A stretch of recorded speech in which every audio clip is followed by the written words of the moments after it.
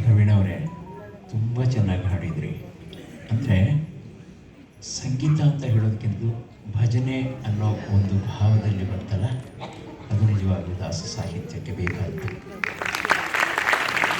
ಸಂಗೀತ ಕಡಿಮೆ ಆದರೂ ಪರವಾಗಿಲ್ಲ, ಪ್ರಾಮಾಣಿಕವಾಗಿ ಸಾಹಿತ್ಯ ಹಾಡೋದು ಮತ್ತು ಆ ಭಕ್ತಿಯಲ್ಲಿ ನಾವು ಒಳಗೆ ಹೋಗೋದಿದೆಯಲ್ಲ, ಭಕ್ತಿಯ ಒಂದು ಸಾಹಿತ್ಯದ ಜೊತೆಗೆ ಒಳಗೆ ಹೋಗಿ ಹಾಡುವಂಥದ್ದು, ಜೊತೆಯಲ್ಲಿ ಆ ನಾಮಾವಳಿಗಳನ್ನು ವಿಠಲ ಅಂತ ಆಗಲಿ, ಆ ದೇವರನ್ನು ನಾರಾಯಣ ಹರಿ ಅಂತ ನೆನೆಸ್ಕೊಳ್ಳೋದು, ಇದೆಲ್ಲ ಆ ಹಾಡಿಗೆ ಇನ್ನೂ ಹೆಚ್ಚು ನಮ್ಮನ್ನು ಒಳಗೆ ಸೆಳೆಯುತ್ತೆ ಸಾಹಿತ್ಯದ ಜೊತೆಯಲ್ಲಿ.